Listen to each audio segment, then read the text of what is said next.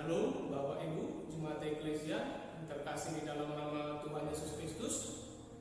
Kembali kita mengucap syukur untuk kesempatan ini. Saya diberikan kesempatan untuk berkhotbah untuk tema yang baru di bulan yang baru, di bulan 6 ini. Kita akan membahas tema tentang persiapan bagaimana menghadapi tentang new normal atau tatanan normal yang baru di dalam kehidupan kita nanti. Bapak Ibu, saya sengaja memilih untuk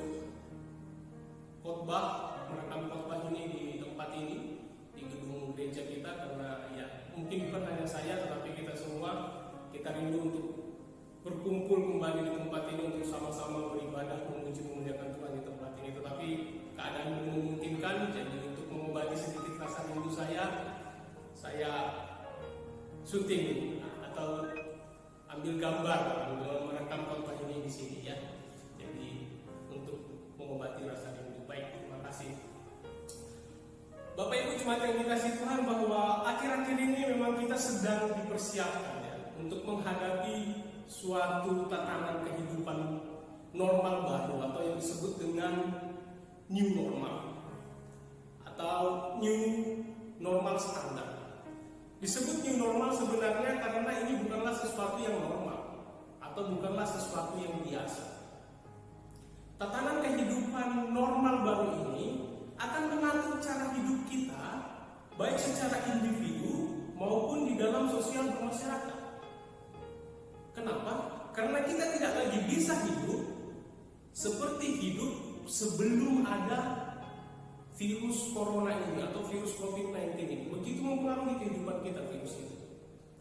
Jadi keberadaan virus ini memaksa kita sebagai makhluk hidup harus beradaptasi untuk menyesuaikan dengan keadaan yang ada, untuk kita dapat terus hidup, untuk kita dapat terus sehat, tidak terpapar oleh virus ini, untuk menjaga diri kita dan orang lain. Kira-kira begitu ya. Saudara, tatanan kehidupan normal baru bukanlah hal baru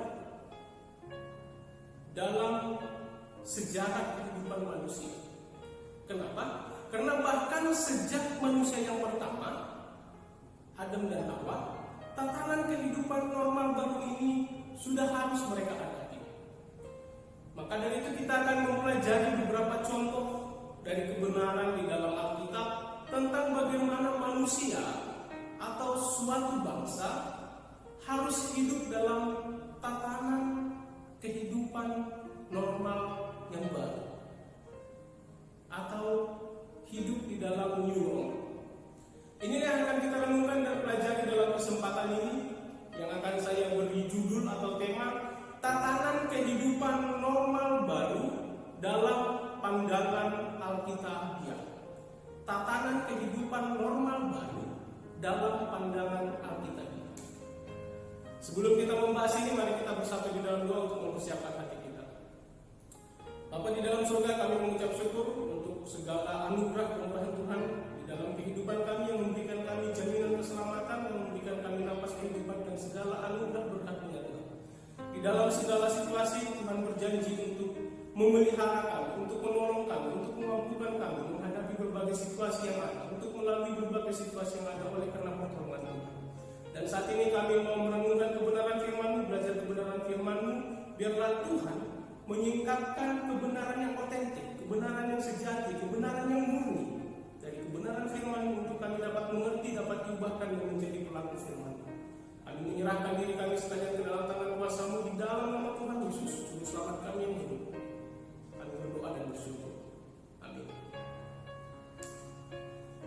Bapak Ibu, yang pertama kita akan melihat tatanan kehidupan normal baru yang dihadapi atau yang harus dijalani oleh Adam dan Hawa. Sejak awal Allah menciptakan kehidupan normal yang penuh damai sejahtera dan berkelimpahan di bumi bagi manusia.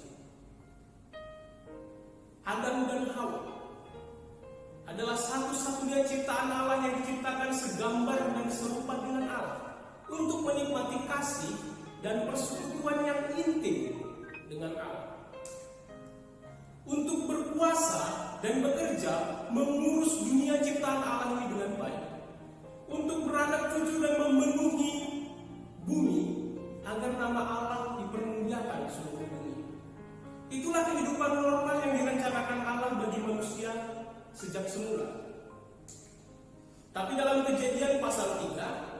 Manusia jatuh ke dalam dosa karena ketidaktaatan manusia pada perintah atau firman Allah.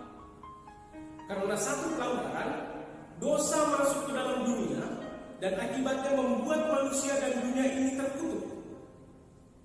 Konsekuensi dosa ini juga membuat manusia Adam dan Hawa terusir atau diusir Allah dari taman Eden. Dan sejak saat itu, manusia tidak lagi bisa hidup seperti dosa belum ada di dunia ini. Manusia itu tidak bisa lagi hidup seperti saat belum berdosa. Tatanan kehidupan normal manusia berubah karena dosa. Mau tidak mau, siap tidak siap, manusia harus beradaptasi dengan new normal atau tatanan kehidupan normal baru untuk hidup di bawah kutuk dosa.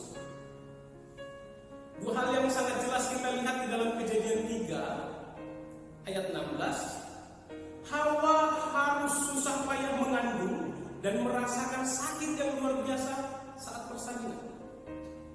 Kejadian 3 ayat 17 juga mengatakan Adam harus bersusah payah dan bekerja keras untuk mencari rezeki, untuk mencari nafkah bagi kehidupan keluarga.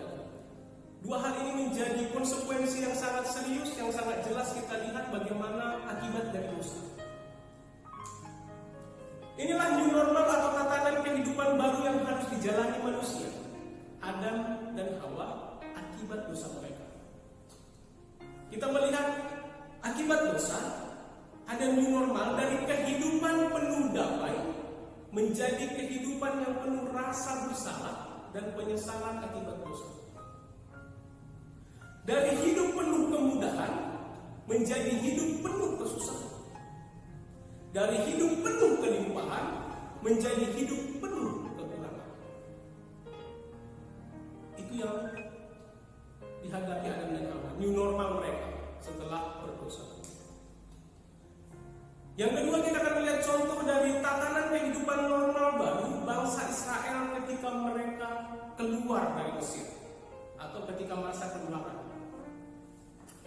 Bapak Ibu jemaat yang dikasihi Tuhan, seperti yang kita ketahui bahwa melalui Yusuf Allah merencanakan agar anak-anak Yakub atau Israel dapat bertahan hidup di Israel dari bencana kelaparan yang sangat luar biasa pada masa itu.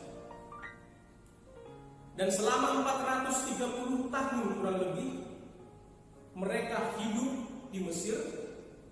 Keluarga ini telah beranak cucu dengan sangat luar biasa, sehingga keturunan dari satu keluarga telah menjadi sangat besar dan layak disebut menjadi suatu bangsa. Namun setelah kematian Yusuf perlahan tapi pasti, bangsa ini dari keturunan Yakub ini diperbudak oleh bangsa Mesir, dan ini terjadi selama ratusan tahun. Tetapi kemudian kita lihat di dalam Alkitab bahwa sesuai dengan rencana Allah, bahwa waktunya telah tiba agar bangsa ini menjadi bangsa yang merdeka dan menjadi ahli waris janji Allah kepada Abraham untuk menduduki tanah perjanjian atau tanah Kanaan. Maka melalui pimpinan Musa, Allah menuntun bangsa ini keluar dari tanah Mesir yang kita ketahui sebagai Exodus atau keluaran. Saudara, faktanya adalah yang bisa kita lihat di dalam kebenaran firman Tuhan, hidup sebagai budak selama ratusan tahun di Mesir membuat bangsa ini berpikir bahwa kehidupan mereka di Mesir adalah normal. Karena mereka hidup dengan makanan yang berlimpah dari hasil pertanian dan ternak mereka yang hidup di Mesir yang subur di sekitar aliran sungai ini. Dan sesuai perintah Allah ketika Musa memimpin bangsa ini keluar dari Mesir, bangsa ini harus beradaptasi dengan tatanan kehidupan normal baru di padang gurun. Di sana mereka harus belajar beriman untuk hidup melalui pemeliharaan Allah, bukan lagi bergantung pada hasil usaha ternak atau pertanian mereka sendiri seperti waktu di Mesir. Tidak mudah memang, dan tentu tidak mudah bagi mereka menghadapi tatanan kehidupan normal baru yang menuntut iman ini. Mereka bersungut-sungut. Salah satu contoh kita bisa lihat di dalam Keluaran 16 ayat Dikatakan di situ, kalau kami mati tadinya di tanah Mesir oleh tangan Tuhan, ketika kami duduk menghadapi kuali berisi daging dan makan roti sampai kenyang. Sebab kamu membawa kami keluar ke padang gurun ini untuk membunuh seluruh jemaat ini dengan kelaparan. Wah, ini tuduhan yang serius terhadap Musa, terhadap Allah di tempat. Dan komplain ini langsung diresponi Allah di ayat selanjutnya, kalau saudara baca, dengan mengirimkan hujan roti atau mana tiap-tiap hari bagi mereka. Oh, ternyata Allah lebih serius tentang rencananya. Bagi bangsa Israel di masa keluaran ini, tatanan kehidupan normal baru adalah berubah dari hidup yang berkelimpahan tapi diperbudak di Mesir, menjadi hidup yang beriman pada pimpinan dan pemeliharaan Allah, tetapi menjadi bangsa yang merdeka.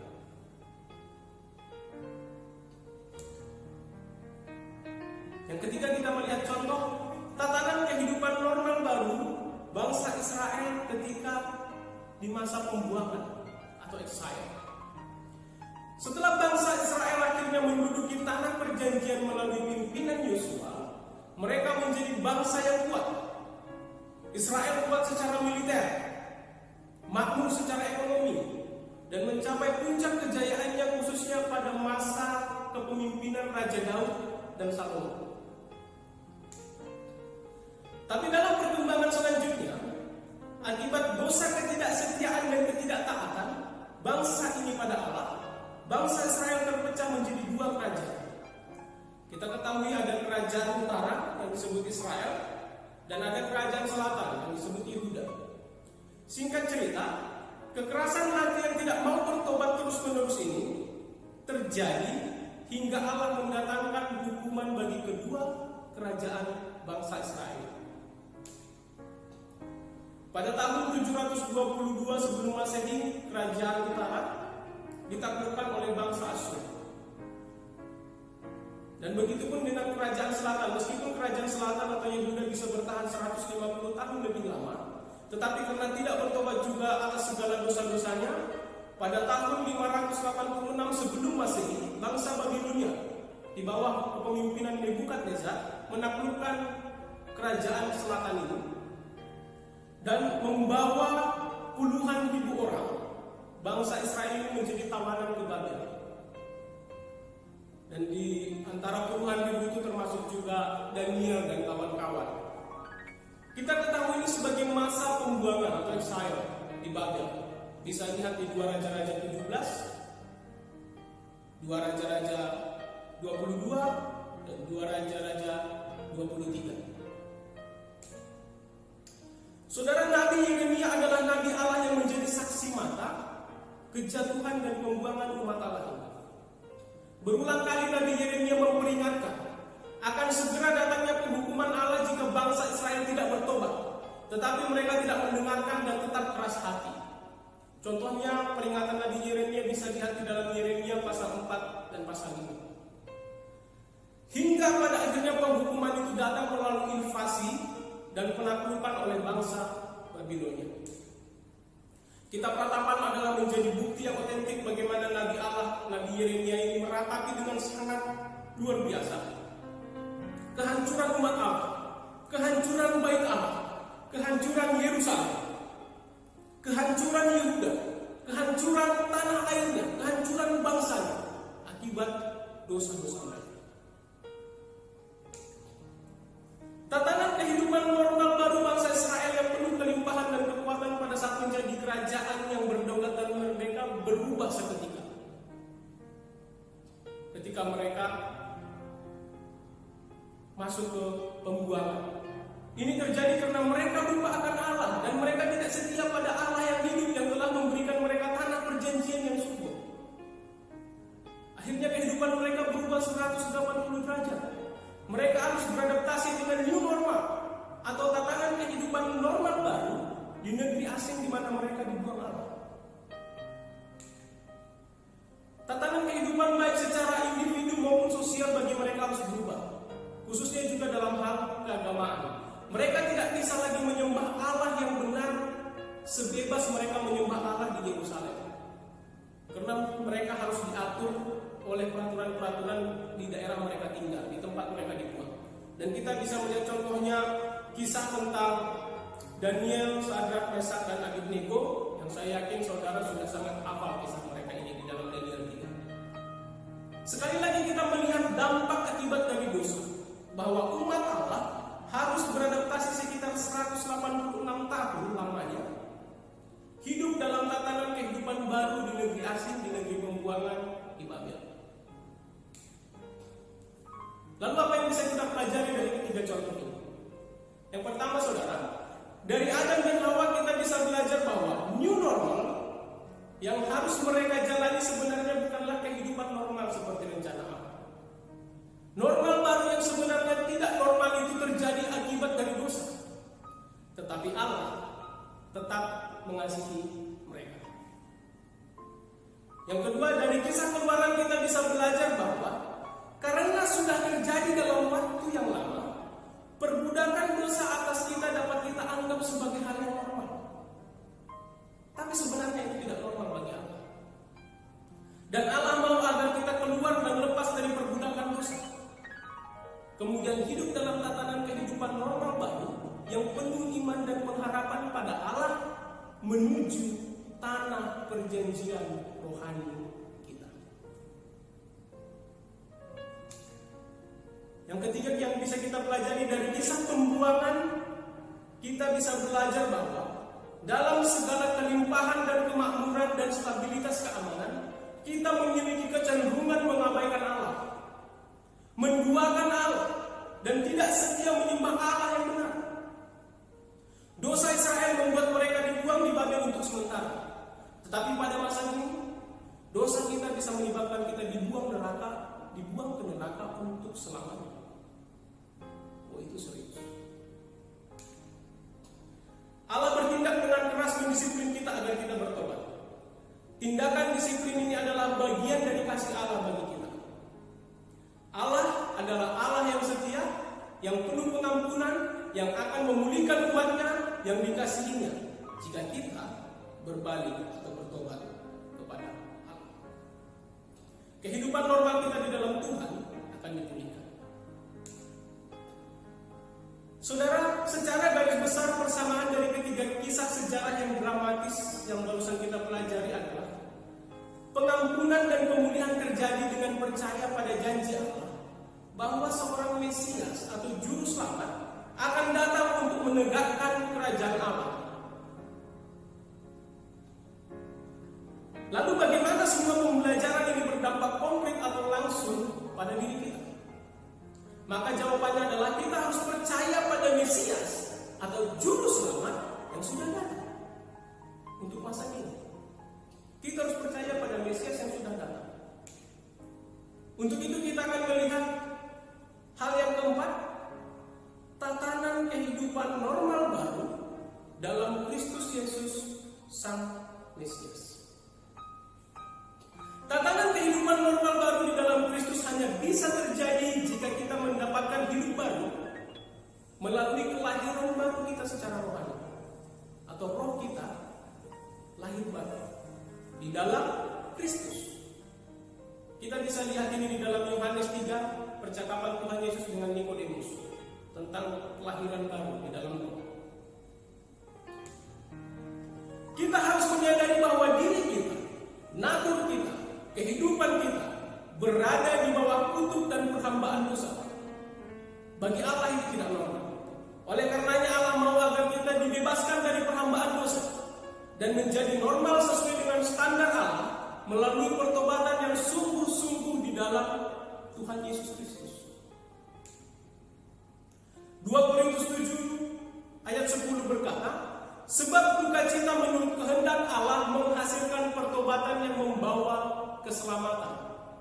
Selanjutnya kisah para rasul 4 ayat 12 berkata, dan keselamatan tidak ada di dalam siapapun juga selain di dalam Dia.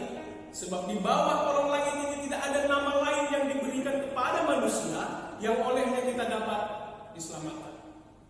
Roma 10 ayat 9 berkata, sebab jika kamu mengaku dengan mulutmu bahwa Yesus adalah Tuhan dan percaya dalam hatimu bahwa Allah telah membangkitkan Dia dari antara orang mati, maka kamu akan diselamatkan.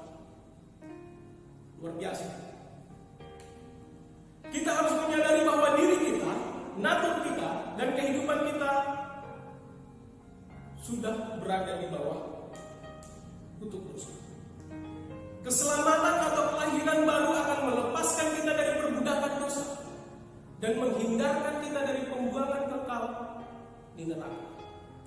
Keselamatan juga akan membawa kita masuk dalam tatanan kehidupan normal baru yang penuh kelimpahan seperti yang dikatakan Tuhan Yesus dalam Yohanes 10 ayat 10.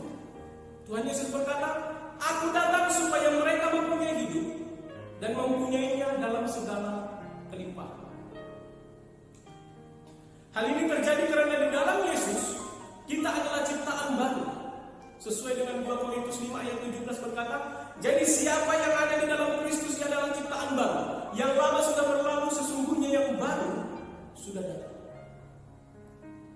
Ciptaan baru harus punya tatanan kehidupan baru, standar baru, sesuai dengan standar Tuhan Yesus, standar yang alkitabiah. Contohnya bisa dilihat di dalam Matius 5 sampai Matius 7, khotbah di bukit, dan masih banyak lagi pengajaran Tuhan Yesus bagaimana seharusnya orang yang lahir baru itu. Tapi mungkin saudara berpikir, "Oh ya, saya sudah paham itu. Keselamatan hanya ada di dalam Yesus." Tapi bicara tentang keselamatan saat ini bukanlah khotbah yang menyentuh langsung tentang kesulitan saat ini. Lebih jauh mungkin saudara bertanya, lalu bagaimana khotbah saudara bisa menjelaskan agar kita siap hidup dengan berbagai situasi yang tidak menentu, yang selalu berubah-ubah dengan cepat saat masa pandemi ini, dengan mengkhotbahkan keselamatan? Oh iya saudara, tepat di situ jawabannya. Keselamatan dengan percaya dan beriman pada Tuhan Yesus.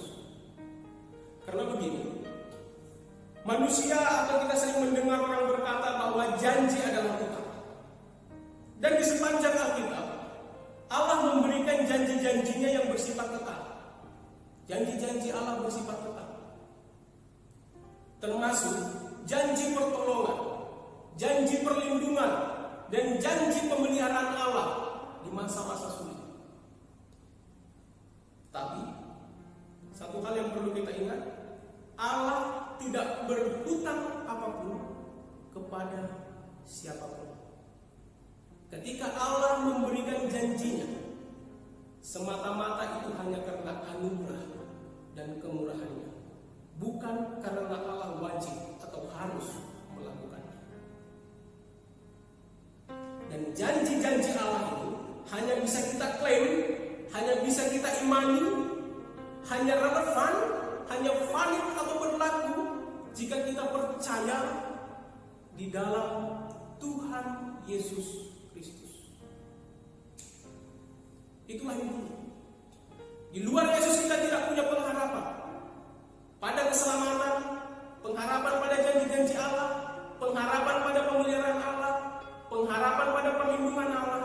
Di luar Yesus, saudara tidak punya pengharapan atas itu semua. Di dalam Yesus, janji-janji Allah ya dan amin. Dan Allah akan menggenapi semua janjinya itu hanya di dalam dan melalui anaknya Tuhan Yesus Kristus. Tuhan Yesus berkata, "I am the way." Akulah jalan kepada Bapa. Ketika Tuhan Yesus mengatakan itu, Tuhan Yesus tidak bermaksud mengatakan akulah jalan kepada Bapa, tetapi ada jalan lain. Ketika Tuhan Yesus mengatakan itu, maksudnya adalah akulah jalan, satu-satunya jalan, the only way to the Father. Akulah jalan, satu-satunya jalan kepada Bapa. Ingat itu. Kitab Kejadian membuktikan bahwa dunia ini sudah jatuh ke dalam dosa dan sudah terkutuk, sehingga dunia ini berada di bawah kekuasaan iblis atau si jahat. Itu fakta. Iblis dapat memakai apapun saudara, termasuk virus COVID-19 ini, corona ini saat ini, untuk mencobai dan membuat kita menderita. Semua bisa terkena dampaknya, baik yang orang belum percaya maupun kita yang sudah percaya. Dan oleh karenanya kita sifat kesetiaan Allah kita yang maha kuasa. Sebab 2 Tesalonika 3 ayat 3 berkata, tetapi Tuhan adalah setia, Ia akan menguatkan hatimu dan memelihara kamu terhadap yang jahat. Wah, ini luar biasa. Janji Allah yang luar biasa.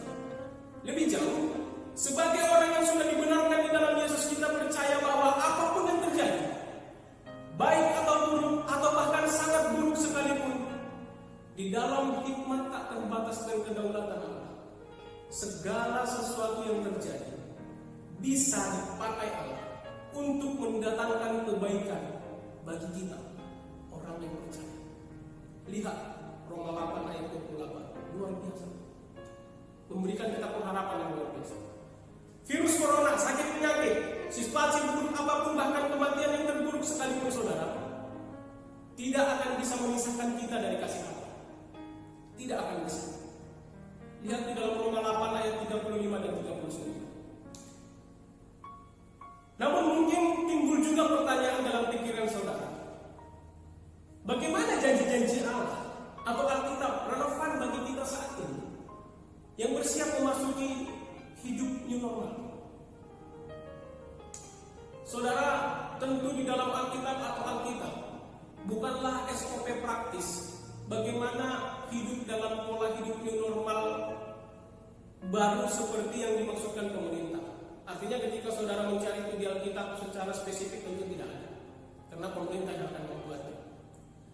Tetapi begini, saya percaya bahwa firman Tuhan selalu relevan dan sufficient. Artinya firman Tuhan selalu cukup, selalu mampu untuk memberikan kita hikmat untuk bersikap dan bertindak dalam berbagai situasi.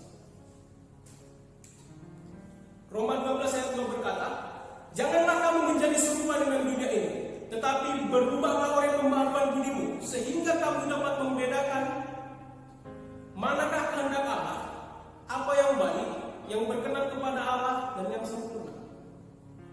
Di dalam Yesus kita beroleh pembaharuan akal budi dan beroleh hikmat untuk menyesuaikan hidup pada situasi yang ada, yang selalu berubah-ubah. Sehingga apakah itu mau PSBB, mau new normal, apapun ke depan nanti istilahnya dan akan dibuat pemerintah, kita sebagai orang percaya selalu mampu beradaptasi dan selalu bisa taat pada aturan yang ada. Aturan yang baik yang disusun pemerintah untuk kebaikan kita semua. Dengan begitu kita menghormati pemerintah, menghormati orang lain, menghormati diri kita, terlebih-lebih kita berkenan kepada Allah. Itu penting. Supaya semua kita tidak terpapar oleh virus itu. Dan terakhir saudara, apapun yang terjadi di masa yang akan datang, saya, saudara, dan orang lain atau siapapun tidak akan ada yang tahu. Tetapi kita bisa percaya dan berseru bersama dengan pemazmur di dalam Mazmur 46 ayat 2. Allah itu bagi kita tempat perlindungan dan kekuatan, sebagai penolong dalam kesesakan sangat terbukti. Dalam bahasa Inggris ayat ini ditulis dalam bentuk present tense. God is our refuge and strength, an ever-present help in trouble. Artinya apa saudara? Ketika ayat ini ditulis dalam bentuk present tense, artinya pertolongan Allah itu nyata setiap saat, nyata sekarang, nyata saat ini, nyata detik ini, dan nyata kapanpun masalah ada.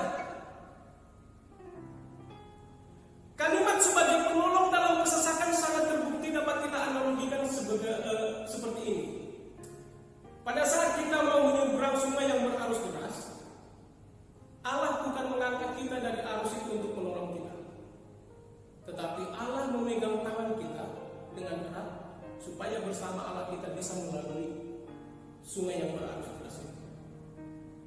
Begitupun pada saat kita dalam kesesakan, Allah bukan seketika menghilangkan kesesakan itu, penderitaan itu, tetapi memampukan kita, Allah beserta kita melalui kesesakan atau penderitaan itu. Ingat seperti yang sudah saya sebutkan di awal di dalam Daniel 3, kisah Daniel, Sadrak dan Mesak dan Abednego. Sebenarnya Allah bisa melepaskan Sadrak, Mesak dan Abednego dari perapian, mengangkat seketika kalau Allah mau. Tetapi Allah membiarkan mereka tetap di dalam perapian. Tetapi Allah datang bersama dengan mereka, menyertai mereka di dalam perapian. Ketika Allah menyertai mereka, bersama dengan mereka, sehelai rambut pun tidak ada yang terbakar dari mereka. Padahal perapian itu sudah dibuat 7 kali lebih panas daripada biasanya. Bahkan orang yang membuat panas itu saja hanya terkena sedikit sudah terbakar. Jadi dikatakan di dalam Daniel 3 ini. Selanjutnya Mazmur 46 ayat 11 berkata, "Diamlah dan ketahuilah bahwa Akulah Allah. Aku ditinggikan di antara bangsa-bangsa, ditinggikan di bumi." Inilah rencana Allah sejak semula. Inilah maksud Allah sejak semula. Di dalam bahasa Inggris ini salah satu ayat favorit saya. "Be still and know that I am God. I will be exalted among the nations. I will be exalted in the earth." Luar biasa. Allah yang berfirman inilah yang menjamin atau yang menjadi jaminan bagi kita. Allah yang berseru inilah yang menjadi jaminan bagi kita. Allah yang mengatakan diamlah dan ketahuilah bahwa Akulah Allah. Itulah yang menjadi jaminan saya dan saudara. Allah adalah Allah. Allah pencipta semesta yang ada. Allah yang mempunyai kerajaan surga dan dunia. Allah yang maha segala. Itulah yang berfirman. Kalau begitu, apakah saudara masih ada keraguan, ketakutan, atau kecemasan? Saudara, serahkanlah dirimu sepenuhnya pada Yesus. Segala sepenuhnya. Dan biarlah Roh Kudus akan memberikan damai sejahtera dan sukacita yang sejati, dan meneguhkan hati kita senantiasa kepada kebenaran janji-janji Allah yang sifatnya kekal. Allah pasti akan menggenapi janjinya. Allah pasti akan melindungi kita. Allah akan memelihara kita. Allah akan menolong kita apapun situasinya. Karena kita orang percaya berharga di matanya. Amin. Kita berdoa. Tuhan, kami tenang ketika kami tahu bahwa Allah adalah Allah. Allah yang mempunyai segala sesuatu. Allah yang berkuasa atas segala sesuatu. Allah yang maha besar, Allah yang maha tahu, Allah yang maha tinggi, Allah yang maha kudus, Allah yang maha hadir, Allah yang maha segala. Dan ketika firman-Mu mengatakan bahwa tidak ada yang bisa melepaskan kami dari kasih Allah, maka apa lagi yang menjadi keraguan kami, Tuhan? Apa lagi yang bisa menjadi jaminan yang lebih besar selain daripada itu? Dan tolong kami untuk tinggal tenang di dalam Allah, sehingga apapun situasi ke depan yang ada, kami percaya bahwa di dalam nama Tuhan Yesus kami bisa klaim semua janji-janji Allah yang terbaik bagi kami, yang telah memberi jaminan keselamatan bagi kami, dan memberikan janji pertolongan Tuhan di masa kami hidup di dunia ini. Tuhan, kami menyadari kesulitan akan selalu ada, karena dunia ini sudah ada di bawah kutuk dosa. Tetapi bersama Allah kami bisa melalui, kami mampu melalui, karena Allah yang memampukan.